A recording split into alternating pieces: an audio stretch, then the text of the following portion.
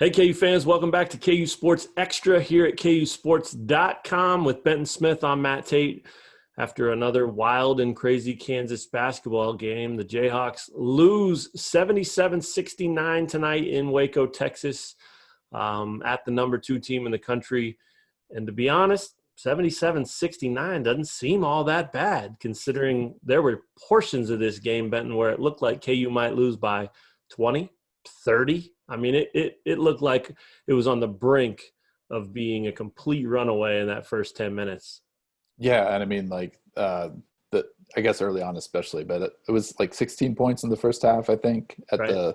the highest. And I mean, it was also Baylor was just killing it in every way imaginable, and KU was on the exact opposite end of that spectrum. So I agree. I mean, like the way that first half was playing out, it did seem like it was going to be a complete blowout, kind of a maybe not too different from that loss to Texas at home a few weeks back.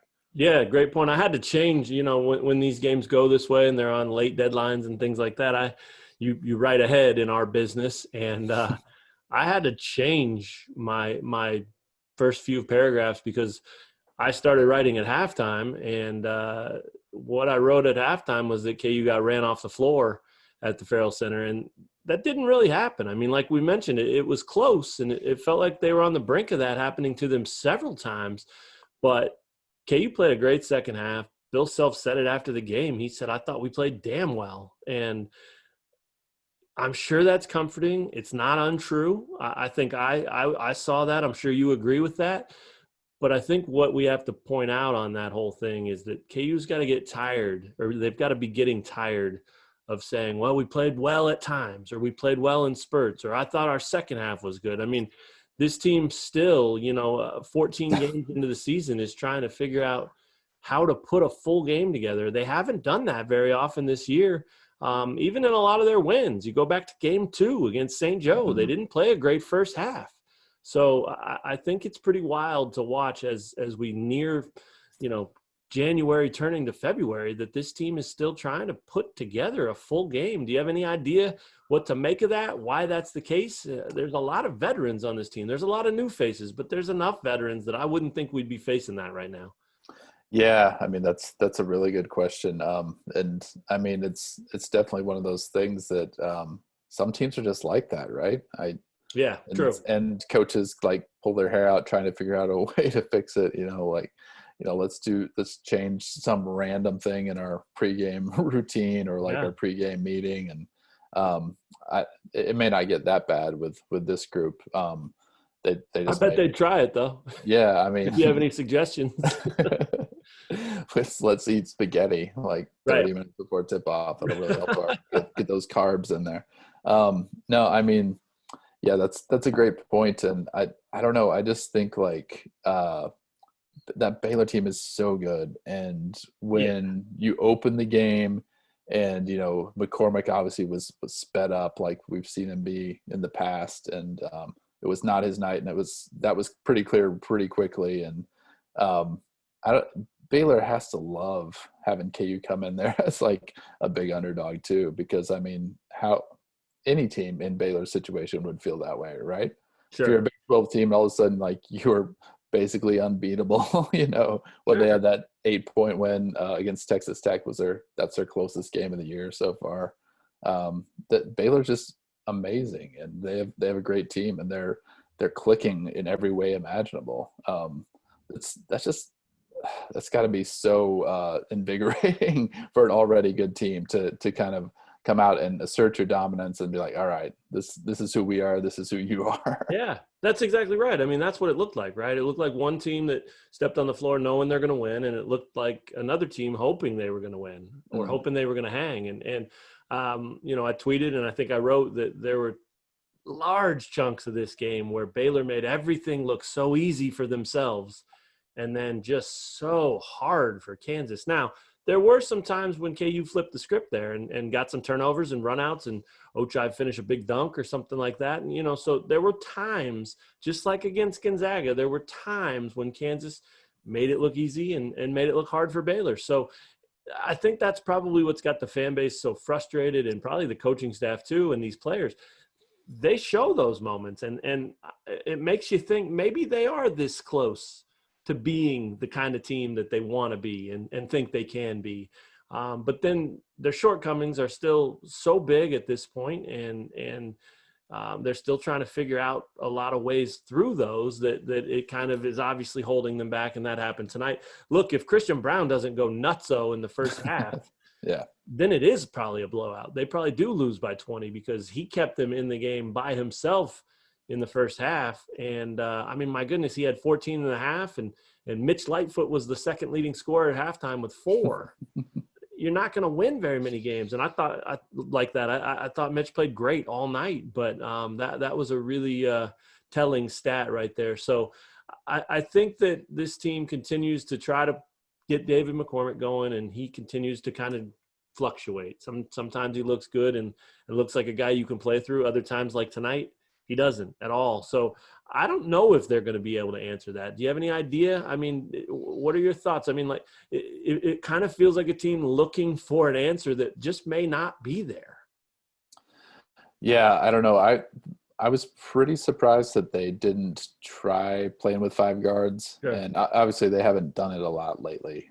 They've kind of gone away from it, it seems like, after they had a lot of success with it in the non-conference, and in December, that was they wouldn't play it exclusively or anything close to that, but they used it and it was effective. I don't know if Self is just like kind of snake bit after that Texas game, because I think that was probably the last time they used it, right? Yeah, maybe. So maybe he just has that like lingering at the front of his mind. It's just like this bad mental association with 5 guards and just getting your brains beaten in by Texas. Very possible. But yeah, I mean, McCormick's not going to have it every night. That's clear. We've seen that from him. He had been playing really well, but I don't know. I was surprised. They went with 5 guards pretty late in the game. I think it was maybe the under 4. They came out with a 5 guard look, and Jalen Wilson got a dunk, and it was a 5-point game.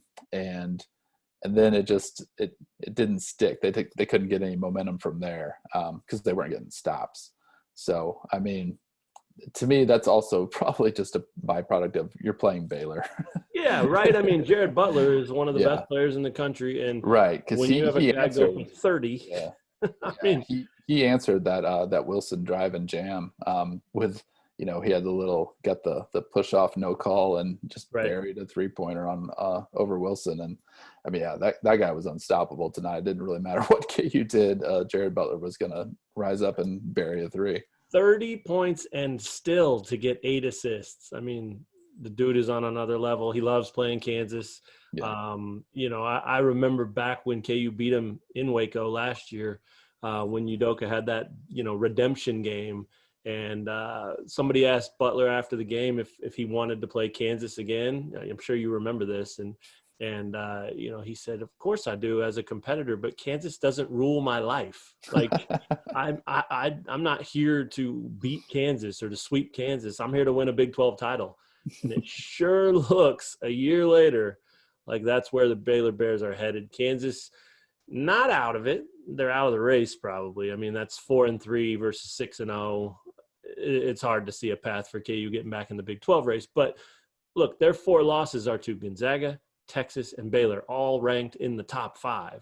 And then, they have one to Oklahoma State, but Oklahoma State's knocking on the door of being ranked. So this is not like a bunch of bad losses piling up. It's a bunch of good losses piling up. They're just coming a little more often than KU would like. And they're coming in ways that kind of expose and exploit the fact that KU just still doesn't have some answers to some pretty monster questions. So it'll be really interesting to see where they go from here. I think this Saturday is a monster game for KU. They just had Oklahoma in their building and beat them by 4 in a low-scoring game. If they go down there and show they can, play better than they did here and win that game, then okay, now they can start climbing back up.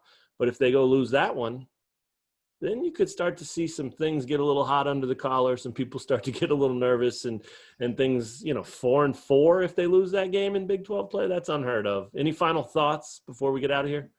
Yeah, I think this probably was brought up. You may have brought it up on Twitter before the game, but or somebody I did. Maybe it was Shane. strange that this was a KU team that was basically had been off for 6 days or whatever it had been, and got an extra day of prep for Baylor, which you obviously need. Right. That's what it was. Self mentioned in his pregame radio hit, right? That they were pretty lucky that they got that, because normally you would play Iowa State on Saturday and then you only have a day to prepare to play this awesome Baylor team.